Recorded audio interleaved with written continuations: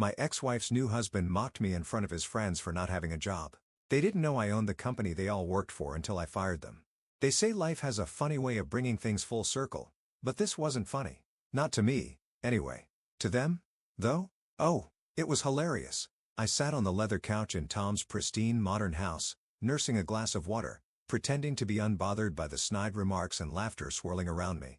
Tom, Sophia's new husband, was in his element, surrounded by his hand-picked circle of elitists, all basking in their self-importance. And then there was me, the uninvited guest, the pity case, the ex-husband still struggling to get his life together. At least that's what they thought. Sophia had invited me, though not out of kindness. No. She wanted one last moment of satisfaction, a final nail in the coffin of our past. Tom wanted to mark his territory, make it clear that he had won, that he had replaced me with a better, wealthier version of myself. So I played along. I let them seat me in the most awkward corner of the room, let them pretend like I didn't belong here. I let them mock me, pick at my supposed failures, laugh about how I never amounted to much. What they didn't know, I owned them. Not in the way they own their fancy sports cars or their designer watches. No, I own them in the way a spider owns a fly trapped in its web, patiently, quietly, and completely. But they had no clue. I had barely taken a sip of my drink before Tom took center stage, shifting the conversation to me. A smirk creeping across his smug, perfect face. "Daniel, tell us, what is it you do these days?" His voice was dripping with false curiosity. Like I was a charity case, he felt obligated to entertain. Sophia laughed first, the same laugh I had heard 1,000 times before. "He's still figuring it out," she said, swirling her wine like she was some kind of goddess granting me mercy. The room erupted in chuckles. Greg, one of Tom's business partners, leaned forward, barely masking his amusement. "Still unemployed?" He grinned. "Man, that's rough. I don't know how you manage. I'd go crazy if I didn't have a reason to get up in the morning." More laughter. Angela, his wife, snorted into her drink. "Sophia, you're too nice. If it were me, I'd be embarrassed to have an ex still loitering around without a job." I forced a weak smile, nodding like I was part of the joke. Like I wasn't silently memorizing every word. I could feel the heat rising in my chest, the itch in my fingers to end this game right now, to watch their faces morph from mockery to sheer horror, but not yet. Tom leaned back, basking in his own superiority, his arms slung lazily over the back of the couch as he sighed dramatically. "You know," he said, his voice carrying that obnoxious brand of confidence only the truly ignorant possess. "I keep telling Sophia she really dodged a bullet." The room erupted in cruel laughter again. I clenched my jaw, my grip tightening around the glass in my hand, but I kept my face carefully blank. Tom wasn't done. "I mean, no offense, Daniel," he continued, smirking like he was doing me a favor, "but it must be hard knowing she upgraded. Must be tough watching her move on with someone who can actually take care of her." Sophia smirked, sipping her wine. She didn't even look at me. Greg chuckled. "Damn, Tom, that's cold." Angela nudged Sophia playfully. "How do you do it? I would have blocked my ex a long time ago." "Oh, he's harmless," Sophia said, pretending to be generous, like she was too good to be bitter. "It's just sad, really.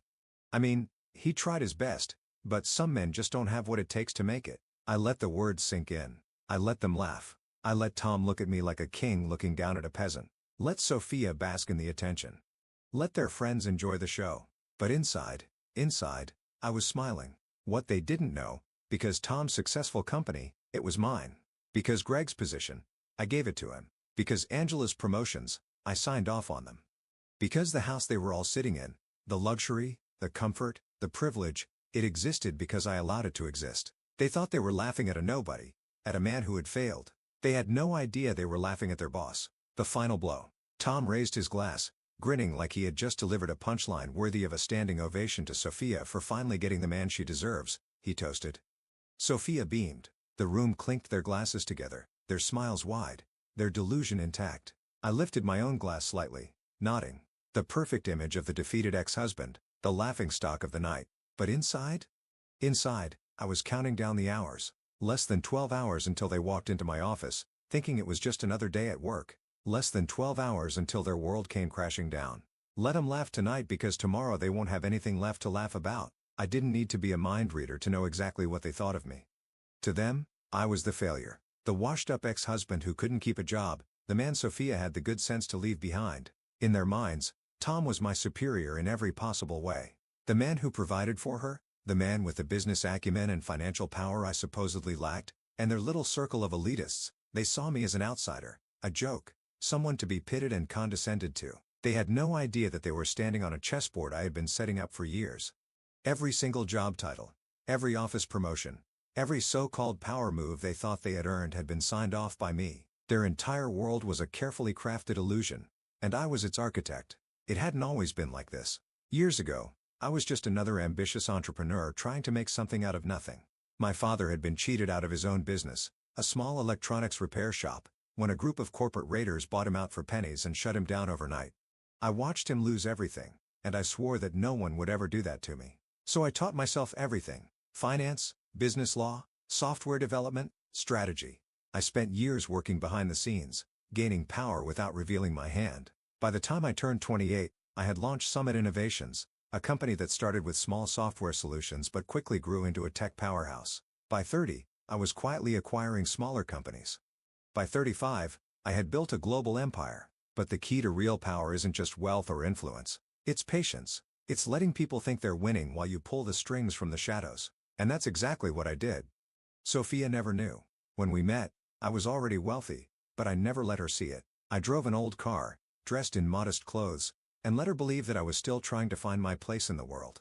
She encouraged me at first, telling me I would figure things out. But the moment she realized I wasn't climbing the corporate ladder the way she wanted, the cracks began to show. Sophia didn't want a partner. She wanted a man she could mold into her idea of success. When she didn't get that, her support turned into ridicule. She started belittling me in private, making comments about my lack of ambition. Then it escalated. She began doing it in front of friends, using me as a punchline at dinner parties. By the time she left me, she had convinced herself that she was the one who had built our life, that she had moved on to a man worthy of her status. Tom, the so-called business mogul, the man who didn't even realize that his entire company operated under mine. I hadn't just built an empire. I had constructed an entire ecosystem, one where I could monitor the people closest to me without them ever knowing.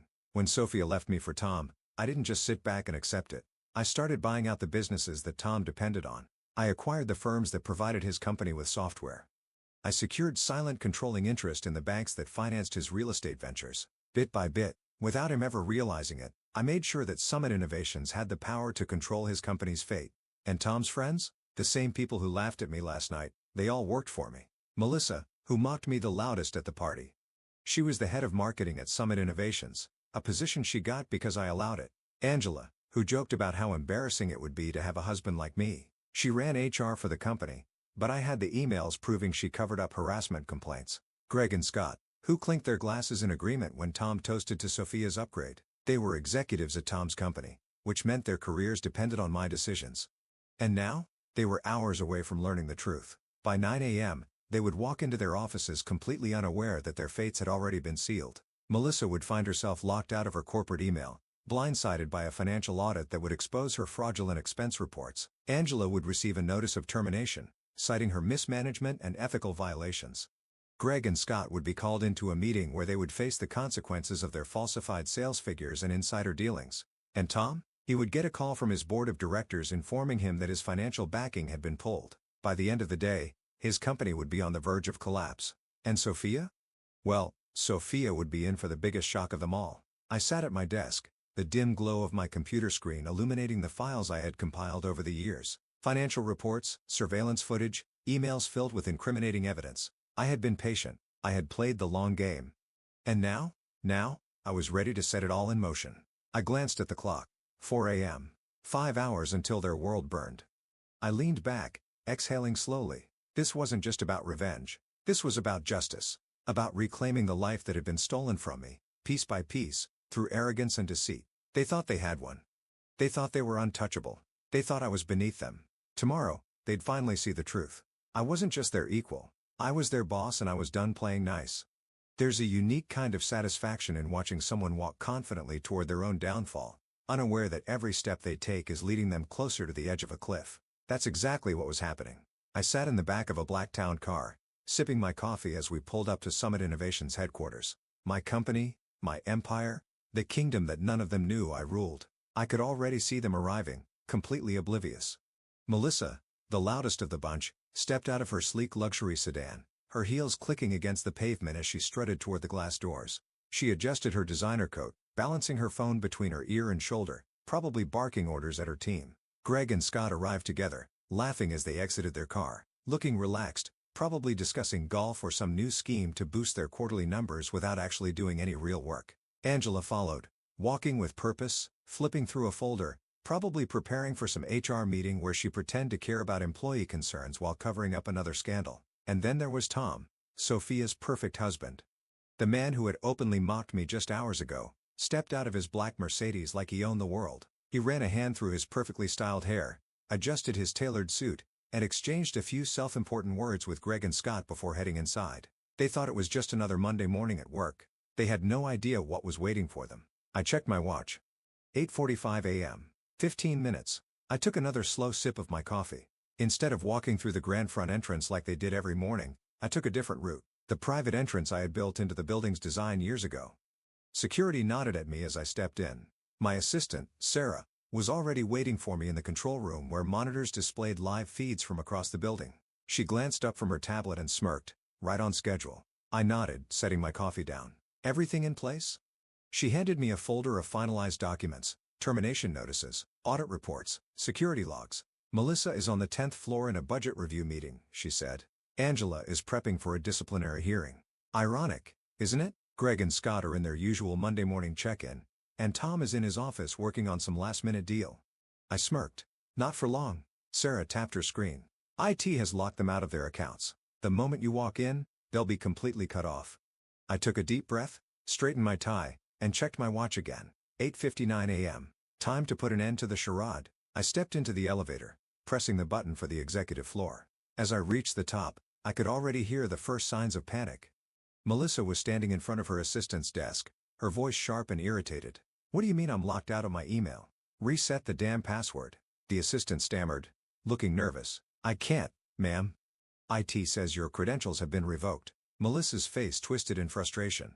Revoked? By who? I run this damn department. I strode past her, heading toward the conference room. She barely noticed me, too wrapped up in her own unraveling reality. Angela stormed out of the HR office, her face flushed. Who authorized a company-wide audit without notifying me first? She snapped at a lower-level HR rep. Greg and Scott were standing near the glass windows, whispering nervously as they checked their phones. Their accounts were probably frozen, and their creative accounting tricks had been exposed. And Tom? Tom was in his office, pacing in front of his desk. His jaw clenched as he listened to someone shouting through the phone. I already knew what he was hearing. His investors were pulling out. His deals were collapsing. His entire business, built on a foundation of arrogance and borrowed power, was crumbling beneath him. And he still didn't know why.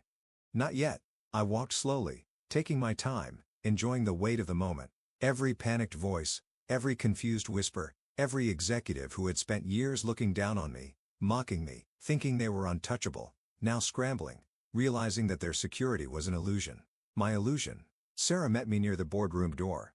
They're inside, she said quietly, handing me a tablet with a real-time feed of the room. Tom was at the head of the table, frustrated, gripping the edge of the desk as he spoke. Melissa was frantically flipping through documents, probably trying to find some legal loophole to save herself. Angela looked shaken, her usual confidence gone. Greg and Scott were whispering urgently, glancing toward the door. They could feel it. They didn't know what was happening, but they knew something was very, very wrong. I checked my watch. 9 a.m. sharp. Time to go. Sarah gave me a nod. It's all yours. I pushed the doors open and stepped inside. The room fell silent. All eyes turned to me. Tom frowned. Daniel, what the hell are you doing here? Melissa's face twisted in irritation. This is a private meeting. Angela scoffed. You're not even supposed to be on this floor. I didn't sit down. I didn't rush. I walked to the head of the table, my seat, and took my time before speaking. And then with perfect calmness, I looked them all in the eyes and said, I'm Daniel Carter, CEO of Summit Innovations. I let the words hang in the air, watching as realization slowly sank in. Tom's jaw tightened. Melissa's confidence shattered. Angela blinked in disbelief. Greg and Scott paled. I leaned forward slightly, my voice calm, deliberate, deadly. And as of this morning, you're all fired. The moment the game changed, silence. Not the awkward silence of an uncomfortable moment. Not the confused silence of people unsure what to say. No, this was something else entirely. This was the silence of people realizing for the first time that they were no longer in control. That they had never been. That everything, their careers, Their reputations, their power had always belonged to someone else. To me, I smiled just a little. Let the fun begin. You never really understand power until you watch people realize they have none. The moment I said those words, the room turned into a freeze frame of shock. Tom, the man who had mocked me the night before, the man who thought he had replaced me, the man who believed he was superior in every way, stared at me like he had just seen a ghost. Melissa blinked rapidly, her mouth opening and closing as if her brain was still trying to process what she had just heard. Angela's hand tightened around her pin, her face shifting from confusion to disbelief. Greg and Scott exchanged frantic glances, their carefully built personas cracking under the weight of reality. I let them sit in it. I let them marinate in the silence, their perfect little world crumbling in real time. Tom recovered first, or at least, he tried to. He let out a forced laugh, leaning back in his chair, trying to mask his growing panic with arrogance. "This is a joke, right?" he said, his voice carrying that same smugness he had used at the party, though now it wavered ever so slightly. "Sophia put you up to this?" I tilted my head slightly, watching him amused. "You tell me." I tapped my tablet and the large monitors on the walls lit up, and that's when everything truly fell apart, exposing the lies. The first screen showed Summit Innovations' official incorporation documents with my name in bold print. Daniel Carter, founder and CEO. Melissa's face drained of color as the next screen appeared. Expense reports. Dozens of fraudulent charges made under her name. Personal trips disguised as business meetings. Luxury shopping sprees covered under company retreats. Her hands gripped the edge of the table, her breath shaky. Angela's file came next. A log of harassment complaints she had buried. Emails where she had threatened employees who dared to speak up. Her lips parted in disbelief, but she had no words. Greg and Scott screens followed. Falsified quarterly reports. Performance bonuses they had inflated by manipulating sales numbers. Tom? His screen was the worst of them all. A series of financial transactions showing just how much his business was propped up by Summit Innovations resources. How every deal he had made was approved by me. How his entire career was nothing but a lie. I watched as the truth settled into them like poison. Melissa was the first to break the silence. This isn't real," she whispered. I tilted my head slightly, almost feeling sorry for her. Almost. "Do you want me to pull up the receipts?" I asked smoothly. "Because I have those too." Angela turned to Tom, panicked. "Tell me you knew about this," she hissed. But Tom, who had spent the last year bragging about how powerful he was, how he had built something Sophia could be proud of, looked like a man who had just realized his house was built on sand. His fingers clenched into fists on the table. "How the hell is this possible?" he demanded, his voice sharp with anger. This company isn't yours?" I finished for him. I leaned forward, resting my hands on the table, my voice calm, steady, unwavering. "No, Tom, it never was." The fall begins. Security entered the room right on cue, standing by the door. "You can't be serious," Greg muttered, his voice barely above a whisper. I simply smiled. "I am."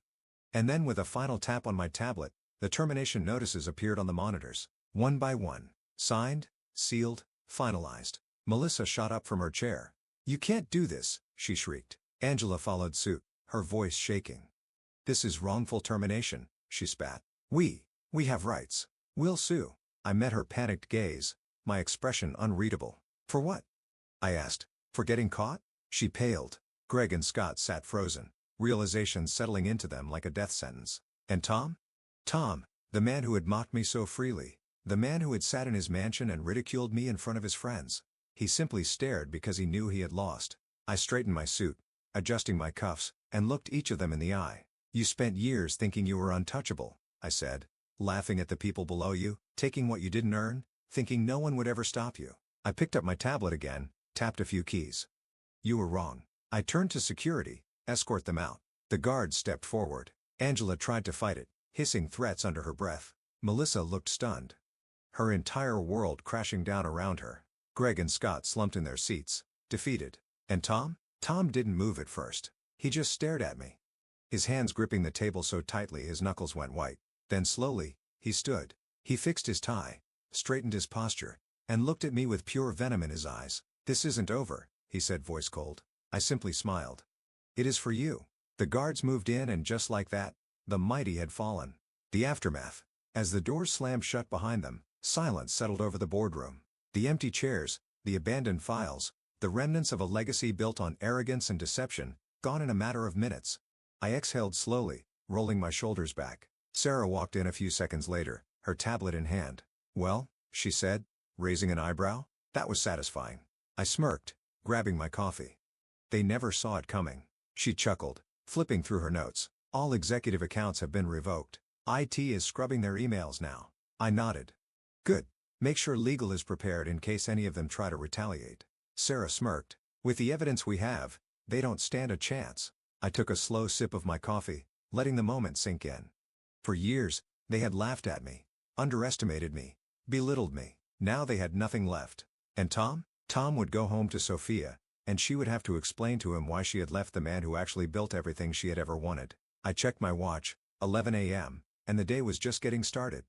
You never truly see a person's character until they've lost everything. As security led Tom, Melissa, Angela, Greg, and Scott out of the boardroom, the entire floor felt eerily silent. Employees who once feared and obeyed them now watched in stunned disbelief, whispering amongst themselves as the so-called executives of Summit Innovations were being escorted like criminals. Tom, still trying to hold on to his pride, straightened his tie and walked as if he still had power, but his eyes, they betrayed him. Fury, panic, humiliation. Melissa, usually full of fake confidence, was muttering to herself, her face twisted in pure rage. Angela was on the verge of tears, still trying to convince the security team this was all a mistake. Greg and Scott looked like ghosts, completely defeated, as if the weight of reality had crushed them in minutes. I followed behind at a slow, deliberate pace, my expression unreadable. I wasn't just watching them leave. I was watching everything they had built on lies collapse around them. As they passed through the halls, I could see it. The way employees reacted. Some stood in shock, others in thinly veiled amusement, but most of them looked relieved. They knew they had endured the tyranny of these executives for years, the favoritism, the corruption, the blatant abuse of power. And now? Now, they were seeing justice unfold in real time. A woman from accounting, Emma, I think her name was, whispered to her co-worker, "I told you something was off with Melissa." One of the IT guys muttered under his breath, "Angela getting fired?" Finally, as we reached the main entrance, Tom suddenly stopped walking. He turned to face me, his hands clenched into fists. "You set this up," he growled, his voice low and furious. I raised an eyebrow. "You think Melissa spun around, pointing a manicured finger at me?" "This isn't over," she snapped. "You think you can just rip everything away from us?" I smirked, slipping my hands into my pockets. "Melissa, everything you had was mine to begin with. You just didn't know it." She huffed in disbelief, shaking her head. Angela let out a bitter laugh, her voice breaking. "You were sitting at those dinner parties the whole time, listening to us laugh at you, and you let it happen?" I shrugged. "Would you have believed me if I had told you the truth?" Silence. Because they all knew the answer. No. They had been too blinded by their own arrogance, too drunk on their illusion of power to ever consider the possibility